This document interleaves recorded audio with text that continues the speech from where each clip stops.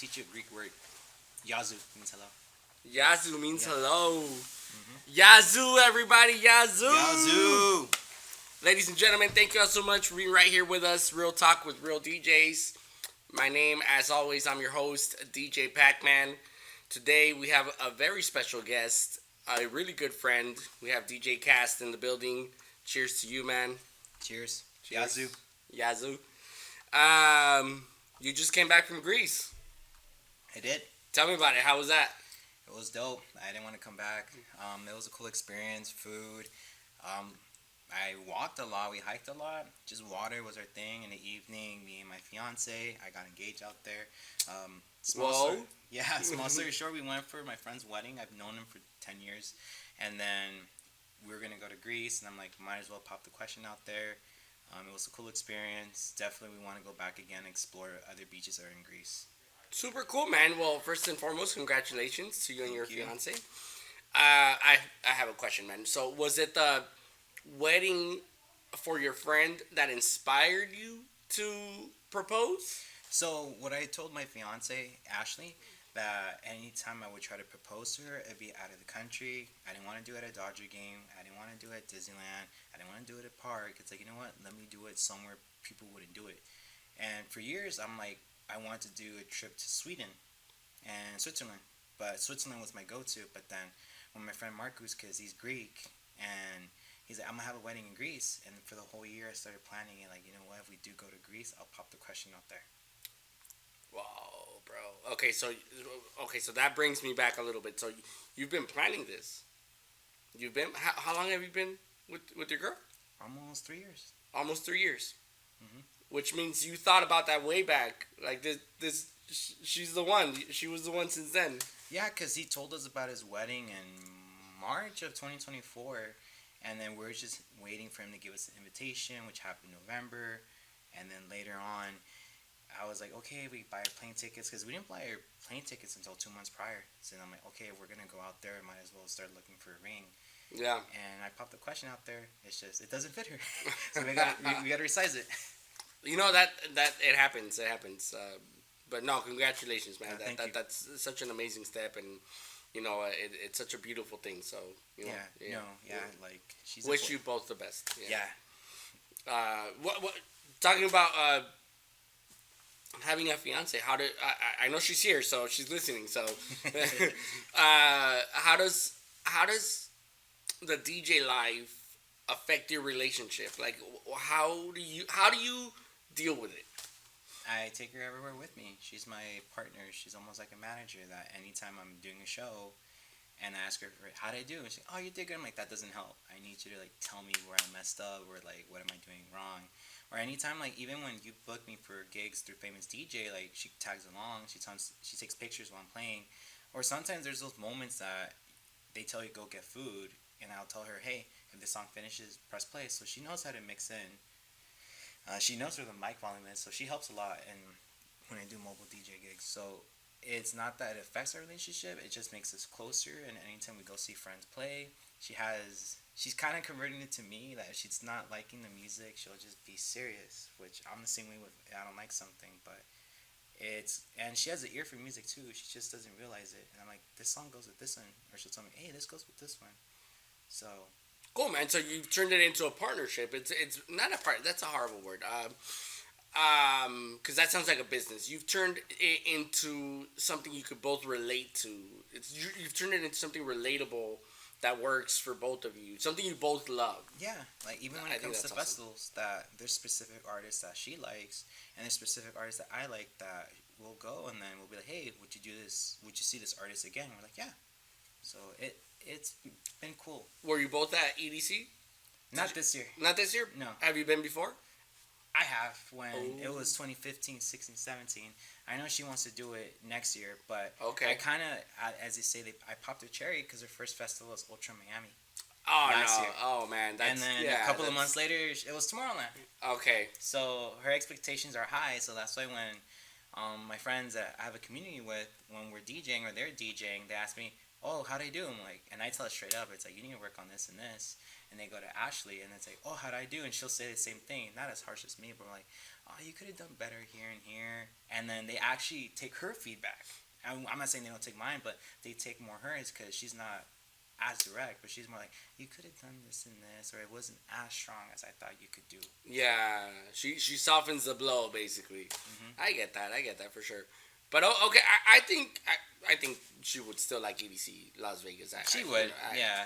Yeah, it's an experience, man. No matter when you go, it's just an experience. And that's what I told her. Like over here, the raves out here is more, I see as like you have to dress up, and it's more like get fucked up. But going to Tomorrowland countless times, even me playing at Tomorrowland, people go out there more for the music. How I'm dressed up, how you're dressed up. People go like that. Yeah. No, that's the beauty of festivals. I love festivals, and don't get it twisted. You could go to EDC however you want. Oh, yeah. Like, people in LA make it like oh you have to go dressed in your Nah, you can do whatever you want. Like it's EDC. You go comfortable. If you want to be in sweats, go for it. If you want to be in almost in your boxers, or for the girls, you want to be almost in like the spandex, as they say, or like the booty shorts. Up to you. Do what you want. Yeah. You do what you want. That's the beauty of EDM music. I think it's just so welcoming for everybody. Yeah. Oh yeah. Okay, so talk to me a little bit about you. Like, how'd you get into DJing? What was the journey like? So I've always had a passion for music. Like my dad was a rocker. My mom always liked the romanticas. My sisters were into gangster rap, early 2010 R&B, late 90s R&B. And my brother's the one that exposed me to electronic music back in, like, when it was a Eurodance, like, 90s. Because I'm going to be 31. So Eurodance, techno was the thing. Okay. So... Hard style or Eurodance? Like Eurodance. Like, Okay. Better Off Alone, Sandstorm, yeah. Blue. Like, those are the songs that my brother got me into EDM. Yeah. And then growing up, I always had an interest in music. I would play the trumpet in elementary school. I got to 8th grade. I started playing in rock bands, which rock bands were still a thing back then, like alternative rock. But for whatever reason, 2012, EDM just took over like a monster. And then from there on, I started having a passion for EDM music.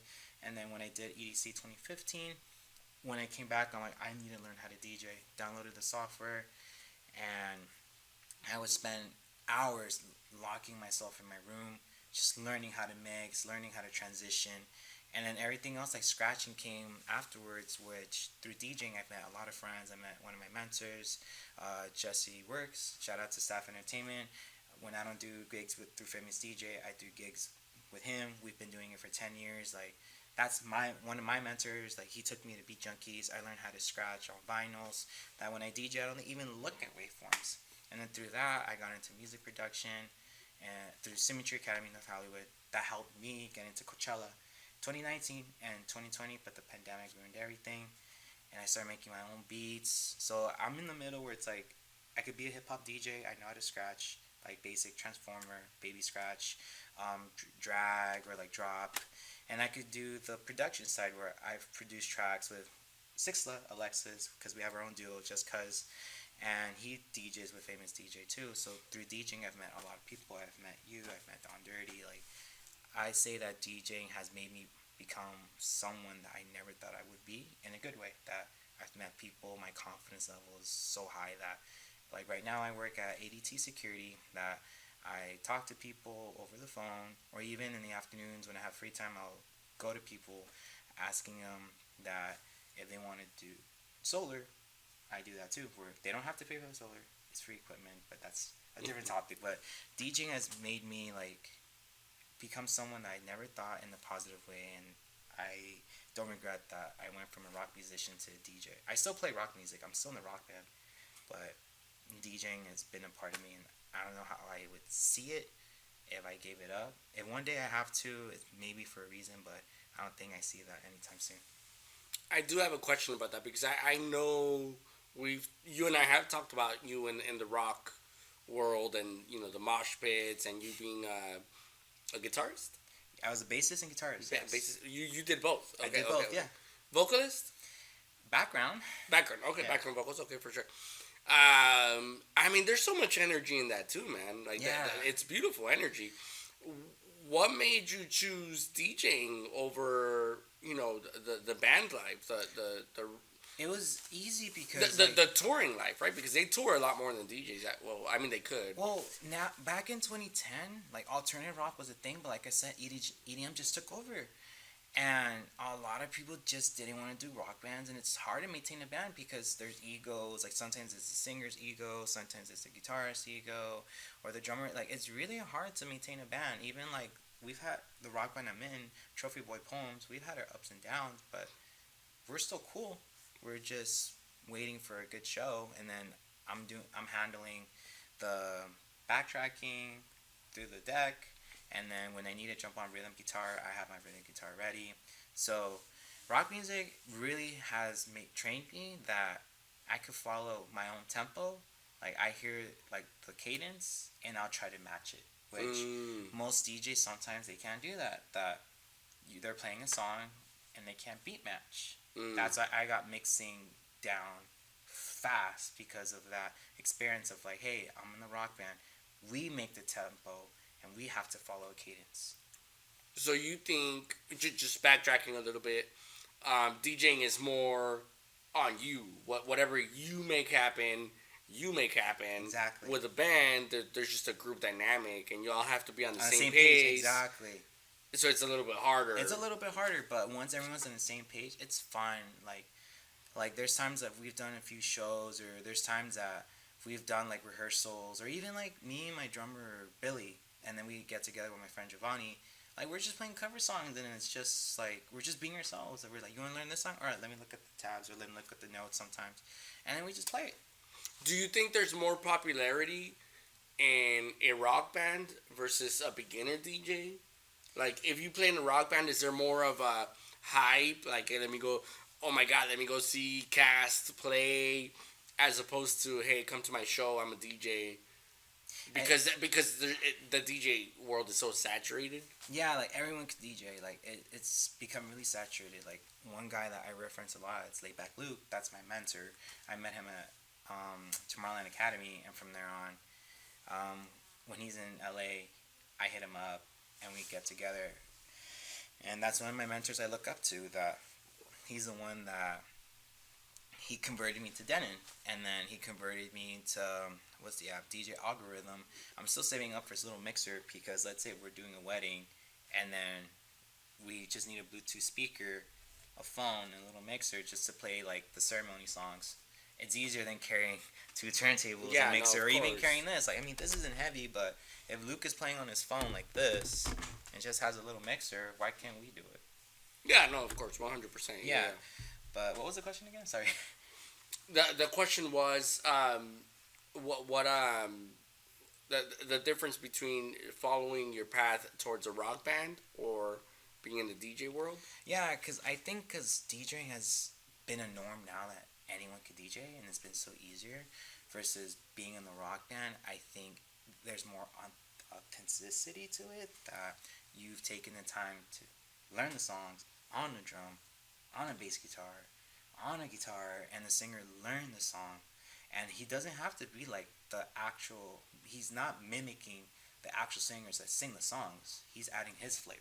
It's the same thing with DJing. Like everyone's so used to like sync, press play. It's like, dude, like do what A-Track does, Craze, DJ AM, like these guys, like that. Those are probably people you look up to. 100%. Yeah, James Hype. Like they're adding their own flavor. Luke, he's adding his own flavor. But so you don't think that DJs just push buttons? No, or good DJs. Good DJs don't press play. Okay. Yeah, there's one guy in our group named Matthew Deadly Fishes. He designs soundtracks for video games. He even did the soundtracks for Pokemon. We had a tournament this past Sunday, and this guy just shredded. Like his mindset, and I'm pretty sure you'll agree, and I agree to it 100%. He said, treat the DJ mixer as an instrument. This is a guy that plays piano, plays guitar, plays bass, and he's made soundtracks for video games, and he says he's using the DJ controller as his instrument. Here's where it's not an issue, but it's a little bit of a difficulty with that, right? Because I agree, there's so much you can do. There's a fly in the studio. You're fine. It's bugging. You're fine. I don't have an issue with it. I agree with it. I 100% agree with it. You know, there's so much you could do with it. Yeah. But you're manipulating music that already exists. Yes. The instruments were already added to that song. The instruments were already added to the track, the bass, the guitar, the vocals. Is it a little bit like you're faking it? Because you're manipulating music that already exists. Where all the is this talent or was that the talent, and you're just using the talent to curate playlists? It's just on everyone's perspective. What I like that Serato has done, DJ Algorithm, Record Box has it, and then Denon, but you have to do it, manipulate it in a certain way. But what I like that DJ Algorithm has done is the stem feature, because you are right. You could grab some of these songs. It's composed already. It's done.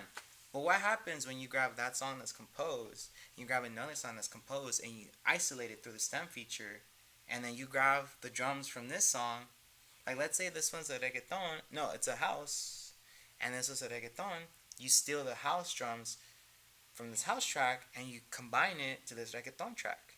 There's a lot of creativity. Yes. There's a lot of creativity. There's, you know, it's, have you heard of that imposter syndrome? Mm-hmm.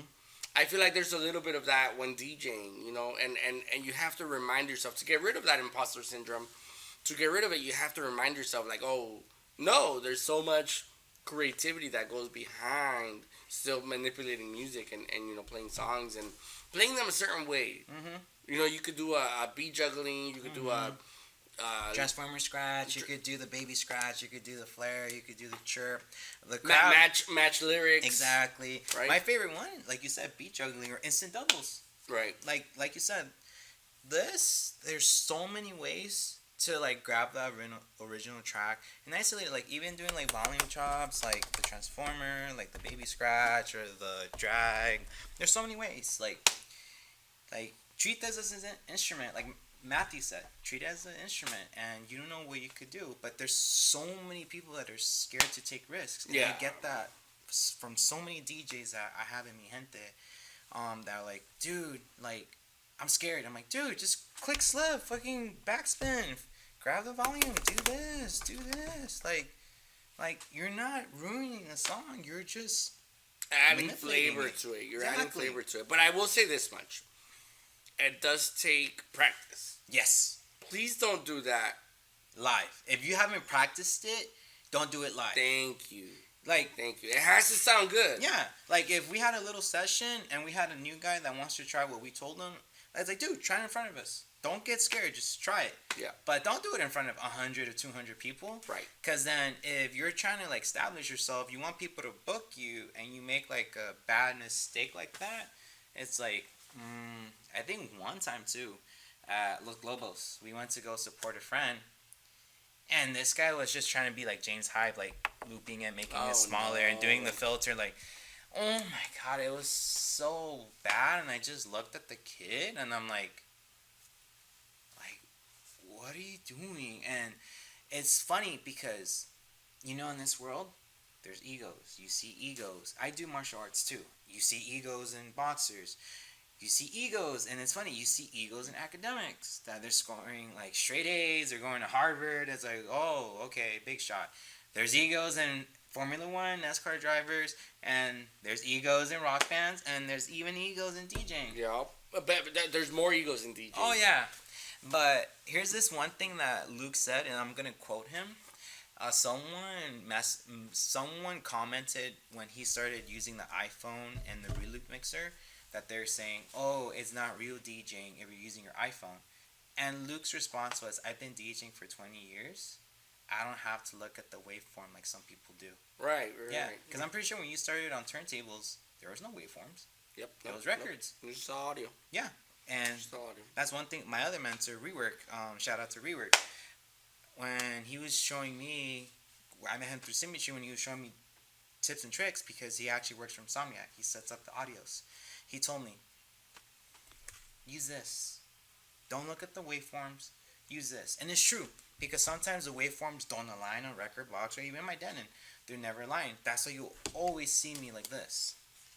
I have one open because I want to hear What's going on? Yeah, and I have this one because I'm hearing it. Yep. But most DJs, they'll do this: sync and play, which is not bad. Yep. But it will limit you. Oh, it will. Yes, absolutely will. It will limit you. I'll take it even a step further. Yes, go for it. If you have your music prepared, you don't even need headphones. If you have your music prepared and you have it on point, you have your cues, you have your loops ready to go, and you have like taken the time to listen to it ahead of time to make sure it's not off tempo and it's correct, you don't need headphones. Mm-hmm. You could just look at it. You could just look at the music and know where to play, when to go next. Mm-hmm. But that takes hours. Yes, it does not have hours of preparation. And it's sad in this society because they want everything handed to them, yep. and it's not like that. You gotta put in the work. You gotta put in the work. It's like I'll use my fiance. Ashley's come to my shows for 3 years. We've gone to shows. My shows, friend shows, or big festival shows, even rock shows, reggaeton shows, and she has the ear. She's probably had it before, but now going to these events, it's tapped in more into her that she'll know if a DJ song sounds off. Yeah. She can even tell when a singer's off or a rock band's not on tempo. But that didn't happen overnight. Yep. It takes time. It's not just the tempo too; it's the key. And the key, You gotta listen to the music. Because some songs are minor or major. 100%. So it's a whole thing, man. Yeah. And that's the thing. You know, the market is saturated with DJs, Mm-hmm. but there's very few good DJs. And it's funny. I know there was one question you asked me before. It's about the followers. You want to ask that one? Yep. Okay. Are followers important on social media platforms? To an extent. 2 reasons. You could buy your followers. Mm-hmm. And sometimes you buy your followers, the likes and comments don't match. They don't match up. They don't match up. Yeah. And that will ruin it. But you know what venues, bookers look for? Quality. They want to see how many followers you have. And it's so sad because there's so many collectors out there. I'm sorry. Yes, you're right. Yeah, there's so many collectors out there that the way that you could be playing for these shows is either you know someone, or I hate to say this, you're kissing ass so much that they love that. That's where the ego comes in. Mm-hmm. They love that, and next thing you know, You're getting bugged. I'm not like that. You respect me, I respect you. You have skills, I respect it. But if you have no skills and you have an ego, that's when I throw the thing to their face. If you know how to DJ without looking at the waveforms, then have an ego. But if you can't even DJ and relying on the waveforms, then don't. It's a very tough industry to get into, and I think people don't understand that. Yeah. Because like a promoter or a venue, Yes. will book a DJ based on the number of followers. Yep. And based on the number of people they could bring in. Yeah. So they'll bring in 100 people, and that promoter is happy, even if the DJ sucks. Exactly. Like the DJ could suck, but hey, he brought in 100 He brought 100 people. They made the bar minimum. Right. Hey, they're happy. Yeah. And that's that's why I tell people you got to work on both. Yes. You got to work on both. If you could get, hey, I could bring in 100 people, and I'm a badass DJ. Then you have every right to have an ego. Bro, you don't have the right to have an ego. I don't think so, because you still should be humble, in my opinion. Yeah. But you have every right to kill it. Yeah. You have every right to kill it and to get booked all the time, because you're bringing both quality and you're bringing in the quantity of people that venues want. Mm-hmm. You know, and I think I say that all the time. Yeah, I agree with you. You know, the classes that I give Mm-hmm. for the DJs for Famous DJ Agency, I always tell them, what are you doing with your social media? If you're not posting, if you're not doing anything, if you're not building quality content for people to get to know you as a person and get to know the quality that you bring, why the heck are they gonna want to go see you? Yeah, and right. Some social media advice is, if you're shy or scared, it's gonna prevent you from like pushing your social media. Something Luke told us at Tomorrowland Academy was, you could show, hey, I'm making music, I'm DJing, but also show to people that you have a life. Can we say Luke's full name? Is that possible? Laid back Luke. Yeah, you keep saying Luke. I just want to make sure people know. Cause big shout out to him. I'm a big fan for a long time. Long time. Yeah. I just want to make sure people know. Yeah. Yeah, Laid Back Luke. Yeah, that's my mentor, the one that made "Show Me Love," "Dirty Talk." Yep. He has so many hit songs, and that guy is amazing. Like last time he was here, he asked us because he knows I do martial arts, so he asked us, "Hey, do you guys want to train in the park?" Me and Ashley went. We trained with them. And wait, he does martial arts. He too? does martial arts. Oh, that's freaking badass. He has I think a gold medal. No, he has a black belt in kung fu, and he teaches people kung fu. And then when me and Ashley went with them, we did our stretches. I brought mitts, and I used to do stunts. So I told them I have like staff, sticks. I'm a huge Star Wars fan, so I have lightsabers, and you can combine them. And he even has a video on TikTok where you see him like using the staff and I'm using the double lightsaber and we're just practicing a routine. So that's badass, bro. And that's what I like about these big DJs, because if you become cool with one of them, if you don't act as a fanboy or fangirl, they'll respect you. Did you meet him because of friendship or common friends, or you met him through different channels that you were like, yeah, I want to know who he is? So I would go to all his shows. Okay. And the way I just connected with them was Tomorrowland Academy. So what that is, it's basically Tomorrowland Academy is an academy that they have out in Belgium. It's always in the summers, and they teach you how to DJ and produce and learn the market from Tomorrowland's perspective, which is the festival. Okay. I did their boot camp for 4 days, and on the last day I ended up playing one of the stages. And it so happened to be that he was one of the instructors that day. Okay. But it's so funny because when he was explaining how the stem features and the mixer, I knew everything he was talking about because I follow him on YouTube for years. I bought his digital DJ course. I see his shows. Ashley's first ever show with me was a Laid Back Luke show for $20. No, you're a big fan. Yeah.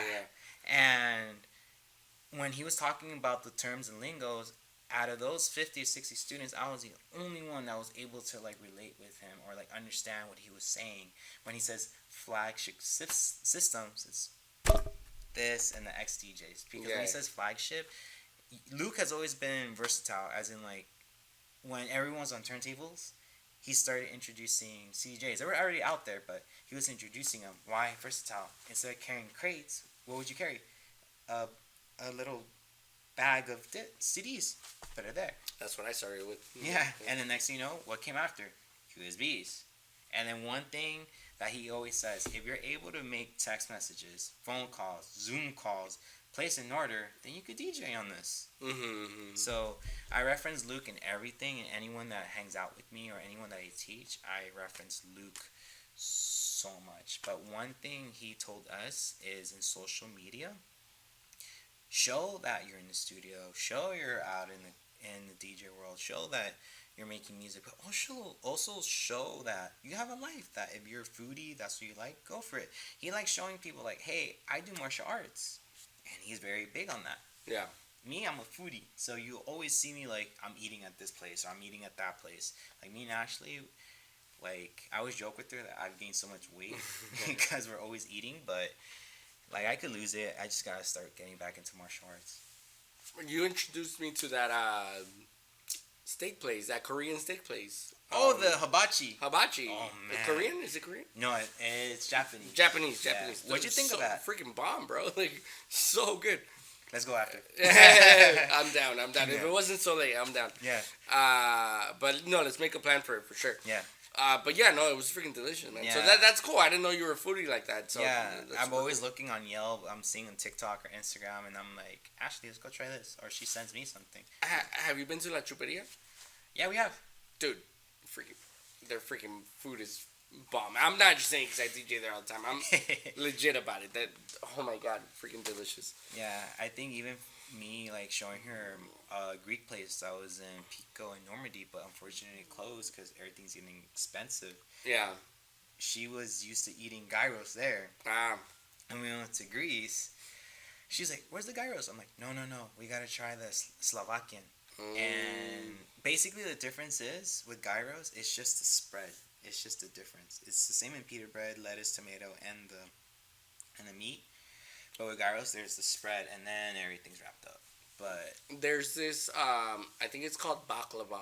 oof, I And heard of it. at the Downey Greek Festival, they have it every year. I don't know who, I don't know the vendor, but baklava. It's delicious. It's a dessert. Yep. Oh my god, bro. It is so good. Mm-hmm. It is so freaking good. I love baklava. Yeah. But if you get a chance to try the beer, Myrus or Aris are the best. okay. Yeah. I'm not a fan of beer. I really don't like beer, but I'll give it a try. They're smooth. I love Belgian beer. Every time I go to Belgium, I go crazy for Belgian beer Yeah. out there. But yeah, that's another story for another day. So you touch base on being a martial artist. Yes.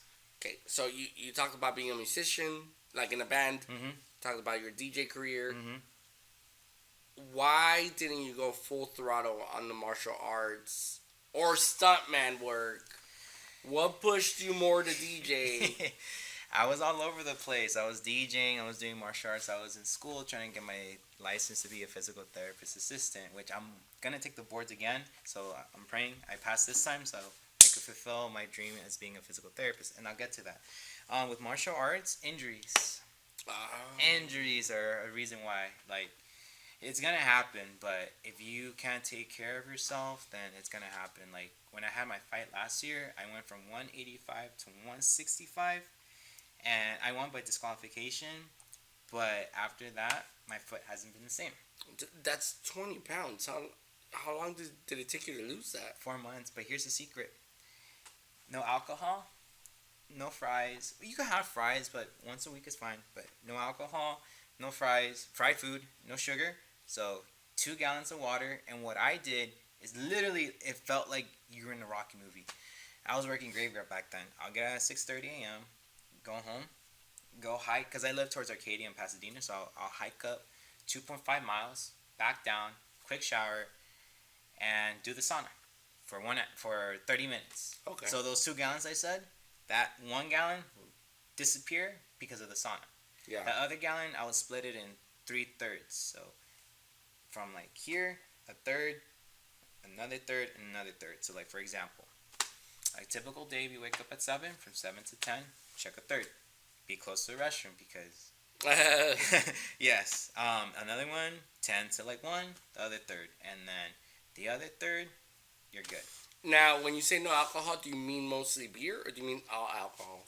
You can have seltzers. That's fine. Like, I drink White Well, Claw. is seltzers, like, aren't they just as bad as beer? There is, but it's not as heavy. But I'm saying if you're consuming a seltzer a day, that's bad. But you're consuming like once, like every like once a month. Because they have like Doesn't 100 calories or Yeah, whatever. it's fine. Well, what about like tequila shots? Would it be better if you just take a tequila shot and... Until you make the weight, take the tequila. But if you haven't made weight, don't take it. Oh.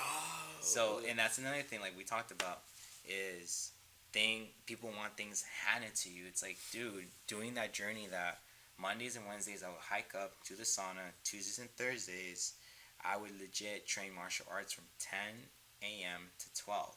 Whoa. Straight discipline. Yes. So I managed to do that, and it does not happen overnight. You just gotta be disciplined. I'm like, you still have a cheat day. That's fine. Yeah. But my go-to places to eat were simple. I love Asian food. I lived in SGV all my life, so Mongolian. That's where you could see I get my hibachi places. But it's just being disciplined, like brown rice, chicken, your veggies. You can switch it up too. Like if you want trail mix, I love trail mix. Like if there's snacks, trail mix are my go-to, and protein shakes. But also be careful what ingredients are in the protein shakes, which like ingredients matter. Yes, they matter so much. And that's why too is that when I was in my undergrad, I had so much free time. I started taking all the martial arts they offered in college. That's how I met my sensei, which he was teaching stunts, and I was able to do stunt work. And I have my friends or my family, my son family, that when they need it, like an extra, I'm there anytime. They call you up. Yeah. Like, hey, call up. And it's funny that you mentioned that. It's like, how come I never did the martial arts? Or you could tell me, how come you didn't go full force in the DJing? And it's like, life happens. Like, for me, like, when I graduated from high school, I wanted to get my bachelor's. I wanted to get my license as a physical therapist, and it's been a journey. Stuff happens along the way. Like, I got my master's in kinesiology, working for the Rams. That's how I met Ashley.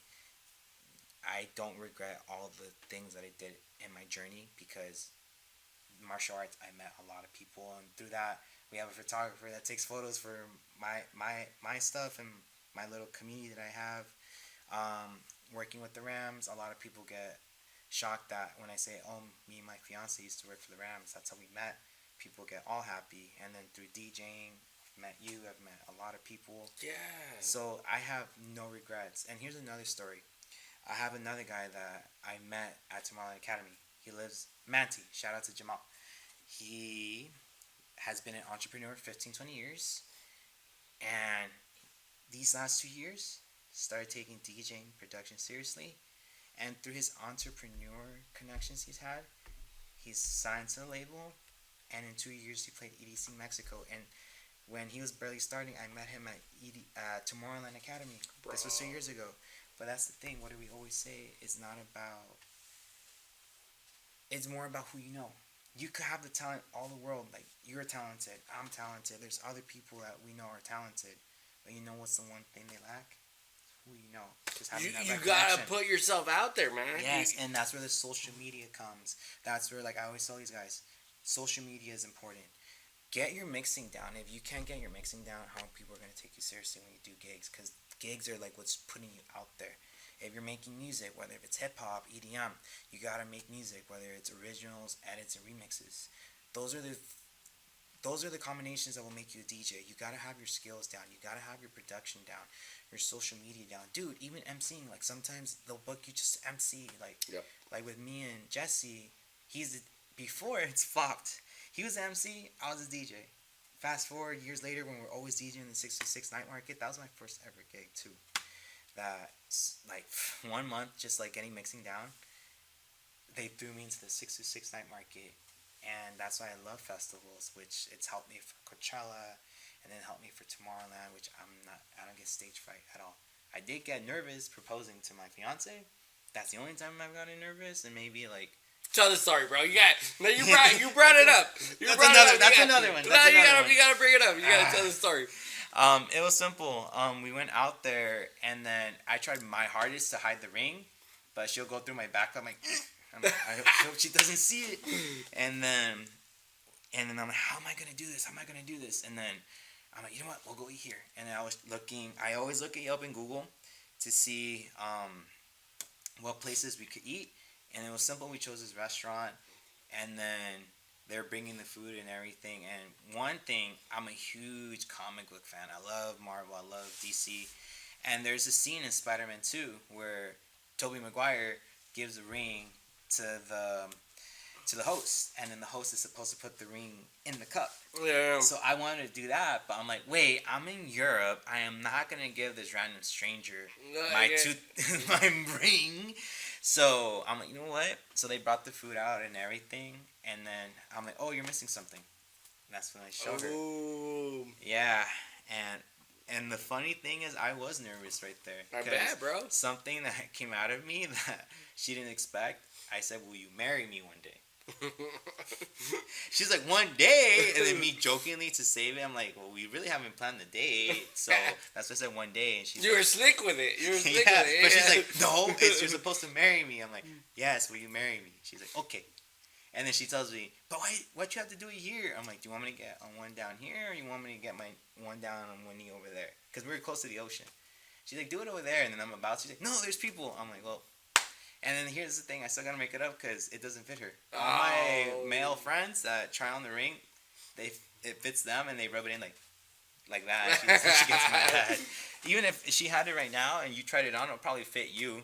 And she'll be like, you don't know my size. But future-wise, take them to like different shops just to make sure it's the right ring size, because one shop might be different, or one company might do their ring sizes differently, because you never know. But be very slick, because they'll catch on. But It's worth Yeah. it. No, 100%. I've heard that story a lot. Mm-hmm. But no, man, congratulations on that, bro. Like that's so beautiful. And it's when you find someone that you could connect with and do the things that do all the things together and just be like one in everything that you do, it just makes all the difference. You know, it just makes all it makes all the difference because as you know,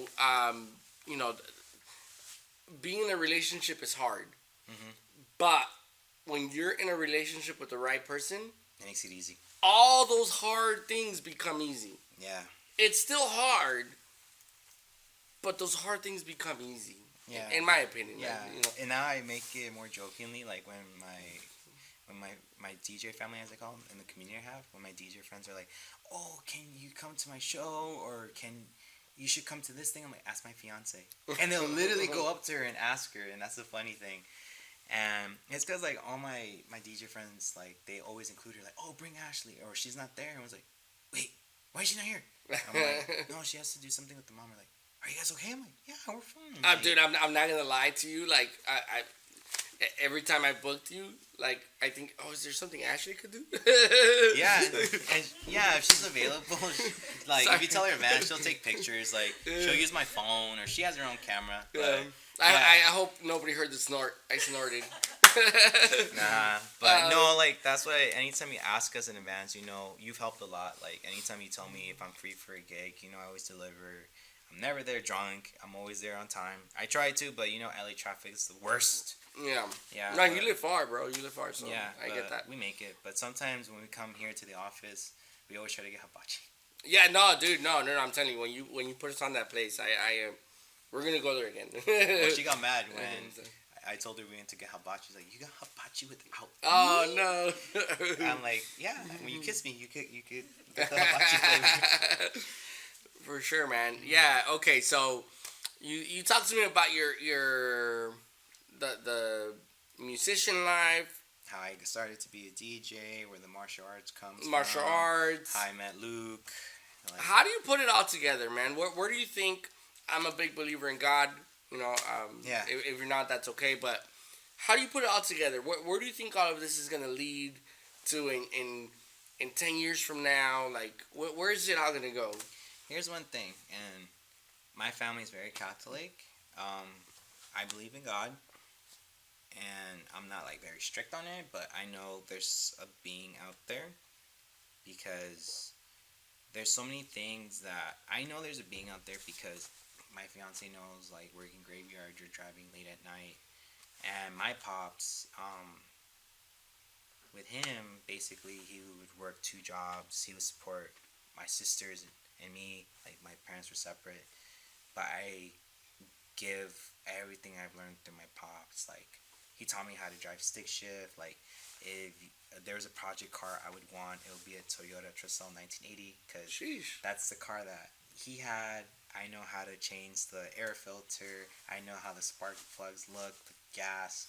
I know how the inside looks. Like if I had one car, if I saw one on the street, if I had the funds to buy it, I would buy it because that's the first car my dad taught me how to drive. He taught me how to weightlift. Like my back and chest are big because of him, because I would do pull-ups because he did gymnastics in the 70s. He loved rock music, which you can see where the rock music side comes from. Brazil was his favorite team, Pelé. That my favorite national team is Brazil. I love soccer because of him, and I got him into football. And the one thing I wish was that he was still alive to see my DJ journey. Because when I started my DJ journey, a year later, passed away colon cancer. So I'm sorry to hear that. No, thank you. But I just know that he's always looking out for me when I'm driving home late. There's times that, you know how it is, like working jobs, you're tired, and somehow always manage to get home, which I know he watches me, and I know there's a being out there. And to answer your question, everything that I'm doing, where could it lead to? And I'm like, you know what? I'd rather not know and just see what happens. It's gonna lead to something good. Yeah. And my goal is to play festivals and be touring. If it doesn't happen, I'm like, you know what? like let's say 10 years from now, Paco, like we get together, it's like, hey, remember when we were doing famous DJ and we were doing this and this? Remember that podcast we did? Yeah, Yeah. or bro. like, hey, remember when we kept going to the same hibachi place and it closed down? Because it is true. Like nowadays, it's like everything's so expensive. Like things are closing, things are changing quickly. But it's something like, you know what? I don't care where this leads. I rather make the memories that I have like with you, with Ashley, my friends, my family, my mom. Like I don't care. I rather make the memories that later down the line it's like, yo, like we're going through the photos. Remember this? You're like, oh man, I remember that. Yeah, man. So for me, it's like I'm more like, you know what? Make a legacy that you want people to remember. If people remember me, that I was that one person that was training martial arts, or I was in stunts, or I was a DJ, or it's like they had me in the class. Like I just want them to remember me like something in the positive way. Yeah. If there's people that remember me negative way, so be it. It happens. We're not perfect, but that's what it is. It's like I'm just leaving things to God, seeing where He'll take me with you, with my fiance, with my friends, my family. I don't care if my life ends the next day. It's like, you know what? As long I want people to remember me for like stuff that we would do. Just let it happen. Let it happen. Yeah. Let it happen. I don't care what happens. If I have a kid, cool. If I don't, so be it. Yeah, for sure. Oh, this is a great question, man. Oh man, I have a son, so Yeah. This is a very important question. Would you want your kid? Would you want if you have a son or a daughter? Would you want your kid to be a DJ? There's this one thing that me and Ashley always talk about is, would I want them to follow my footsteps? No. Because all the things that I've done, I don't want them to have that pressure of like, I need to be like my dad or I need to be like my mom. It's like, no. You be what you want and be the best at it, and that's what will make us happy.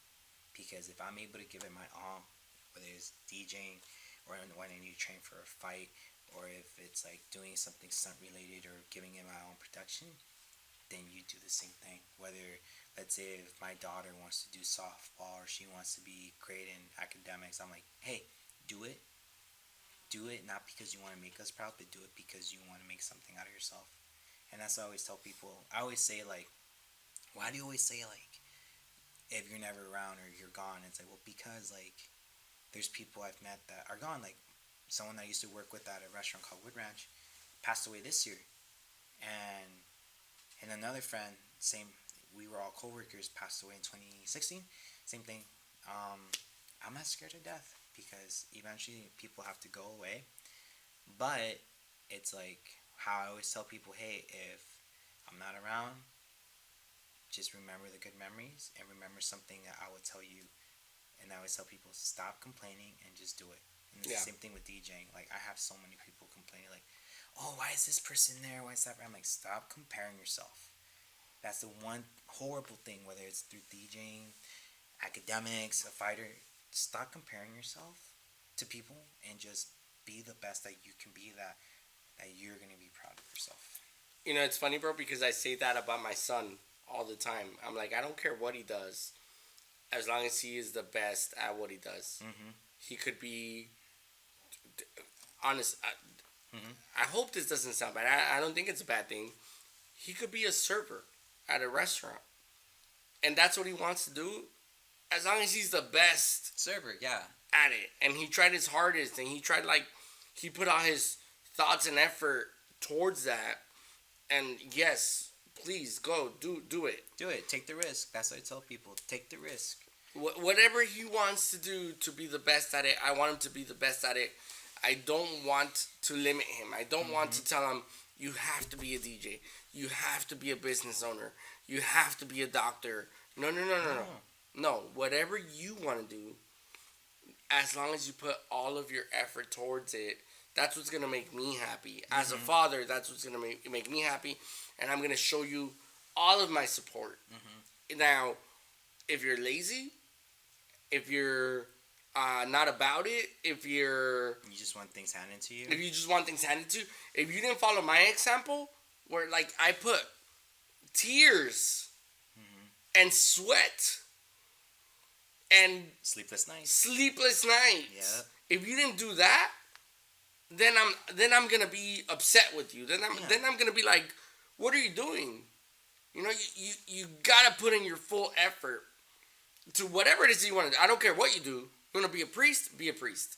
Mhm. But you gotta give it 100%. Yeah. And that's, to me, I feel parents should kind of be more in that direction. So I totally get what you're saying. Yeah, and it's the same thing I tell my niece and nephews. Like, I've my two nephews, Annie, Brandon. Like, when they were born, I instantly became like almost like a second parent for them, even though I never knew, because like they were always following me. One of them would be attached to my mom, and the other one would be attached to me. And then when I would go to places, I'll drag them with me. Even now with my niece, she's very attached to Ashley. And then when she found out I proposed to her, Oh, bro. she's like, she got so happy. And it's the same thing I want them. It's like, hey, you don't have to impress me. You don't have to impress your family. Just do the best that you want to.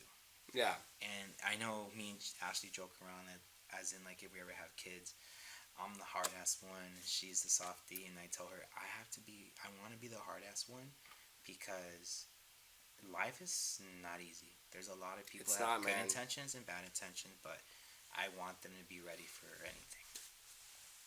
It's not. And I think that's so important. I will say this much, just as a parent and as a co-parent. Okay. Unfortunately, I had to divorce Yeah. my ex. Luckily, we are in such good terms. That's good. Yeah. It's a beautiful relationship now as co-parents. But I will say that the best advice I can give anybody, whether you're listening out there or you as you have kids in the future, you have to be on the same page. Yeah. Your kids will do what you do. And I hope you don't think I'm screaming. I'm just No. projecting my voice because the mic is like over there. And No, you're good. yeah, I'm actually looking at the waveforms over there, making sure it's got to be like on yellow for it to sound good. Hey, what I say? Stop looking away from me. You gotta be on the same page Yeah. as parents because kids do what you do, and if you're on separate thought processes, Yeah. they'll be confused. The kids will be Yeah. confused, and look, my son will say things. It's really really funny, but he'll say things like, Spider-Man is red, right, Dad? Like, they look for your acknowledgement, like I know. Yeah. like no other, bro. Like they're looking at you, like that you are their world, Yeah. Like both mom and dad. Uh huh. And if you're on separate terms, if they come to you and you're like, hey, I need you to fold your clothes in the morning, and mom says, hey, I need you to fold your clothes in the evening, you're messing with them. Yep. You're messing with them. So the best thing I will always say is try your hardest to be on the same page. And luckily, my ex-wife and I have really, have really worked on that together. That's good. Yeah. So Like, I've been on that other end, that my parents are separate, and then that my mom and dad don't see eye to eye. I've seen it happen to my nephews, and Ashley was never there, seeing everything my nephews endured. But I always tell her, I'm like, dude, I wish you were around when they were little. Like, even though when the parents were going through separation, like, having those kids around was just like, it brought life to us. And then my mom always tells stories to Ashley, and then I tell her stories. It's like, I've seen it. I lived through it, that having separate parents and then seeing my nephews, and that's something I learned, and that's something I've told Ashley. We're gonna have kids one day. I don't want them to go through what I went through, and then I don't want them to go through what my nephews went through, or even my niece. and that's the beauty of parenting. Yep.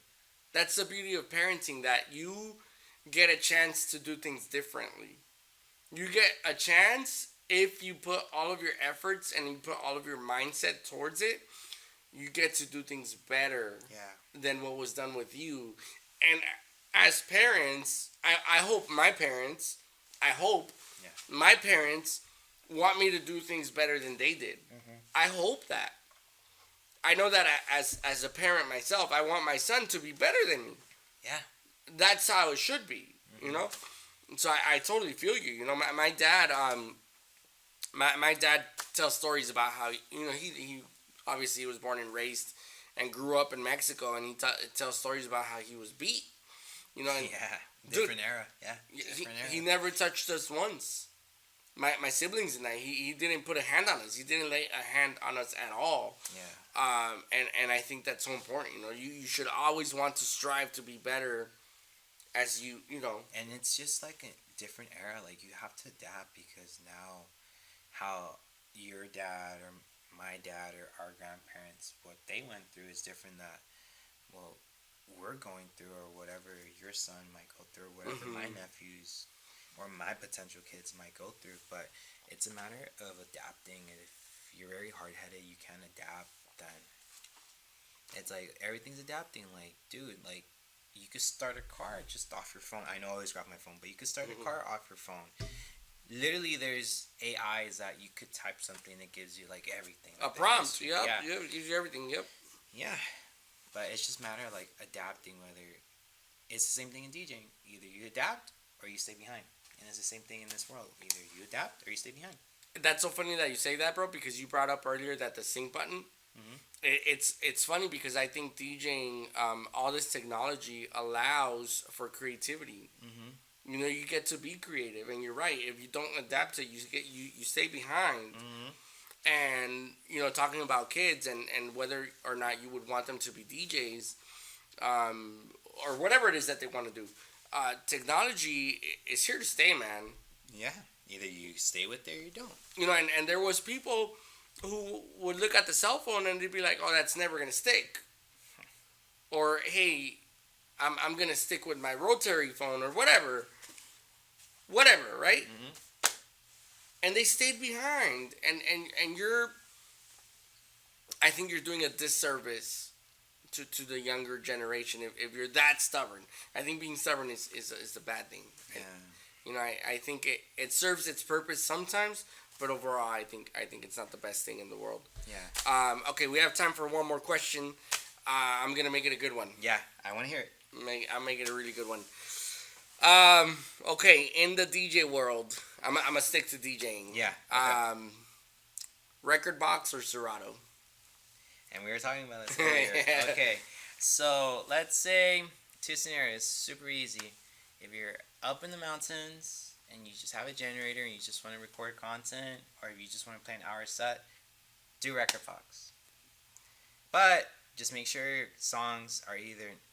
Everyone says use them in WAV, but I always say just do MP3 just to be safe. You don't have to headache of like you export it and it doesn't show up. Okay, damn it. Me, I love Serato when it comes to open format gigs because I'm able to like access my laptop, shift left, shift right, songs are there, boom. Oh, Wi-Fi, boom. Spotify, boom. Rekordbox, you can't do that. So both have their perks, and it's just a matter of like, what are you going to use it for? Well, you can do that if you have your laptop and use Rekordbox on your laptop. But I will say that even the Rekordbox software, it's slow. It's slow. So right. Yeah, I agree. It's not just me. It's not just me. If you told me, Cass, I want to prepare you for a DMC or Red Bull DJ competition, the first thing I'm gonna tell you, I'm using Serato. Thank you. If you told me, Cass, what are you gonna take when you're gonna play Tomorrowland, or what are you gonna play when you play Coachella? I'm like, I'm taking USBs. I don't want to lose my laptop. I'm just taking my USB. Thank you. And that's another thing too. If you guys are going to clubs, it happens so many times, and you will agree with this. Never leave your expensive camera. Never leave your DJing controllers in the car. Never. If you have your laptop backpack, make sure that thing is glued to you. Because even my buddy Jesse, doing a 66 night market, we left the backpack here. We're just looking, and I look around. And I'm like, bro, where's your laptop? Gone. So always have your stuff with you. I have no clue how some DJs leave their stuff in their car, or how some DJs leave their stuff so easily, like around. Like, that's thousands Dollars. Thousands of dollars worth of equipment. How do you do that? I never understood. And I've back up never your understood stuff. Back up your stuff because you never know. Yeah. Yeah. But I will agree with you. I love Serato. I love Serato way more than Rekordbox. Rekordbox, the software, even if you have a laptop, it's a little bit slow. It lags a little bit. But you're 100% right. If you're doing a 1 hour set and there's CDJs that take a USB, just do it. Just do it. But be prepared. Just have all your music prepared. Have your cues prepared. Have your loops prepared. You never know, because in life, you're going to be hit with stuff, and this is what I tell the DJs, the 3 things I tell them in Mi Gente, which is probably, Sergio. It's like, that's another, he's my manager. Big shout out. Big shout out to Sergio. That's my manager. He's starting everything, and he's trying to find the right direction. But something I tell him, Mi Gente, like, shout out to everyone that's in it, like Iggy, Larry, Purple Violet, Cherry B. Like, I could go on, John Lobo. Like, there's so many. But the 3 things I tell him, whatever you learn in Mi Gente is 3 things. What's your image? What Luke has told my manager, Sergio, I need Cass to have his image, his music, and what else? And if he's prepared for any environment. Preparation. Discipline. Yeah, exactly. Yeah. I have that. I have my image. I have music. I just got to throw it out there, and that's the 3 things I could tell as whether you're an artist or a DJ, you need to have 3 things. You need to have your image. My image is backwards hat, glasses, and black because of being this. 2 is, are you adaptable? You see, I could adapt into the EDM world, and I could adapt into open format and weddings. And lastly is things that will make you stand out, whether it's making music, remix, originals, edits, or just making mashups on the fly using this. This is your instrument. Yeah, it is 100%. Yeah, well, Mr. Cass, thank you. Thank you. Thank you so much. Really appreciate you. What are you going to play for us today? So, honestly, I'll keep it simple. I got to work on my Tomorrowland set, so you guys are going to get a sneak peek of it. And that's it. Just straight melodic techno, house, a little bit of Latin tech house. So, hopefully, you guys enjoy it. So, it's just going to be a journey. And I just got to see what songs I'll use for my Tomorrowland set. Oh, it's super dope, man. Thank you so much. But before we go, if you're okay with it, I'm going to thank some sponsors. Go for it. Yeah, I just want to give a big shout out to Orbit Event Rentals. Orbit Event Rentals is the reason why we're doing this podcast. They allow us the space. They give us the chairs that we're sitting on. We're in their office, and they let us be here. So big thank you to Orbit Event Rentals. If you need linens, tables, canopies, anything for parties or company events, check out orbiteventrentals.com. Thank you so much. Also, I want to say a big thank you to Montlake Construction. Montlake Construction is a general contractor who does amazing, impeccable work. Check out their website, montlakeconstruction.com. If you want to see, their beautiful remodels, home remodels, bathroom remodels, kitchen remodels, you got to check out montlakeconstruction.com. And last but not least, you got to check out the EmpressLA.com. The EmpressLA.com. They are a med spa in Downey. They're opening up. Their grand opening is June 27th of this month. They do amazing work. Big shout out to the nurse practitioner, Erica Martinez. She does hair restoration, tattoo removals, anything you could think of. They do injections to make your face look pretty. They do masks. They do it all. Whatever you need to make yourself look pretty or just to enhance your energy and your beauty, they can take care of you. That's the EmpressLA.com. I know I'm going to do some hair restoration.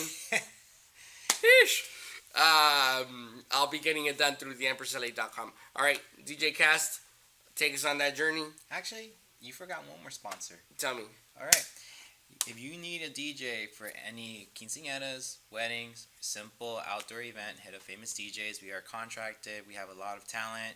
We speak English. Hablamos español también. Si quieren eventos para bautizos, cumpleaños, bodas y hasta divorcios también. Aquí siempre estamos. And we're bilingual as well. So shout out to Famous DJ. Hey, thank you so much. FamousDJAgency.com. Thank you. Appreciate you, man. So take us on that journey. Can't wait.